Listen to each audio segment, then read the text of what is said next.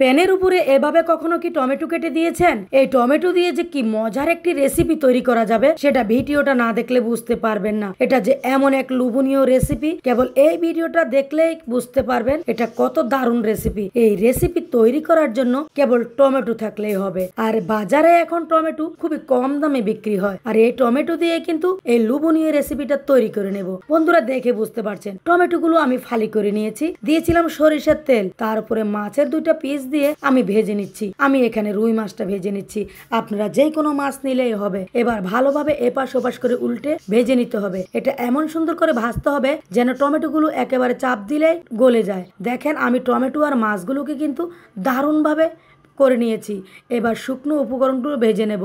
এবার আমি নিয়ে নিচ্ছি এখানে মরিচগুলো ভেজে সামান্য পরিমাণ ভাজা হয়ে গেলে এবার দিয়ে দেব রসুন কুচি, দিয়ে দেব পেঁয়াজ কুচি, দিয়ে একটু সরিষার তেল দেব, দিয়ে ভালোভাবে নেড়েচেড়ে ভেজে নেব। বন্ধুরা এরকম সব দারুণ দারুণ রেসিপিগুলো পেতে অবশ্যই চ্যানেলটিকে ফলো করে রাখবেন। কারা কোন জেলা থেকে ভিডিওটা দেখছেন অবশ্যই কমেন্ট করবেন যেন পরবর্তী ভিডিওতে আপনাদেরকে ধন্যবাদটুকু জানাতে পারি। এবার দেখেন আমি মাছগুলো থেকে কাটা বেছে নিচ্ছি। ভালোভাবে বেছে নিতে হবে, না হলে মুখে আবার কাটা পড়লে খেতে ভালো লাগবে না। এটা এমন এক ভর্তার রেসিপি হতে যাচ্ছে, 5 স্টার হোটেলেও এরকম দারুণ দারুণ রেসিপি তৈরি করে সেটা কিন্তু অনেক দামে বিক্রি করে। আর আমরা বাসায় তৈরি করে নেব 5 স্টার হোটেলের মতো ভর্তার রেসিপি। দেখেন ভর্তার কথা বলতেই যেন জিভে জল চলে আসছে, তাই না? আর ভর্তা লাভাররা অবশ্যই ভিডিওটা সবার মাঝে শেয়ার করে দিবেন যেন এই ভর্তাটা সবাই খেতে পারে। জানেন এখন গরমের সময় কোনো তরকারি খেতেই কিন্তু ভালো লাগে না।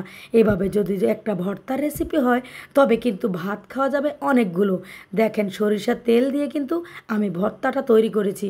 এবার সমস্ত উপকরণ একসাথে দিয়ে আমি ভালোভাবে এটাকে কষলে নেব। দেখেন আমি কত সুন্দরভাবে কষলে নিলাম। এই পর্যায়ে আমি দেব এখানে ধনেপাতা কুচি। এই ধনেপাতা কুচিটা আমি আগে কেন দেই নাই জানেন? এর ফ্লেভারটা নষ্ট হয়ে যাবে।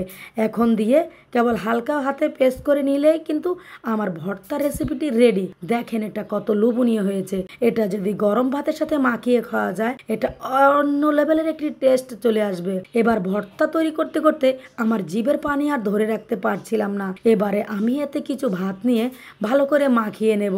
আর এটা যতক্ষণ না খাবো ততক্ষণ আমার আর শান্তি নাই। দেখেন ভর্তার কালারটা কত দারুণ লাগছে, দেখেন না? এবার যদি এটা গরম গরম ভাত দিয়ে কিংবা রুটি দিয়ে খাওয়া যায় অসাধারণ লাগবে। আমি কিন্তু ভাত দিয়ে খেয়ে ফেলেছি, কিন্তু কড়াইটা মুছে একটু খাচ্ছি এক মুঠ ভাত নিয়ে। খেয়ে আমার কাছে তো অসাধারণ লেগেছে। আর এটা খেয়ে সবাই অনেক প্রশংসা করেছে। আপনারাও প্রশংসা পেতে চাইলে এই রেসিপিটি দ্রুত তৈরি করে নেন বাসায়। এতক্ষণ ভিডিওটা মনোযোগ সহকারে দেখার জন্য অসংখ্য অসংখ্য ধন্যবাদ। পরবর্তী ভিডিও দেখার জন্য অবশ্যই চ্যানেলটিকে সাবস্ক্রাইব করে রাখবেন।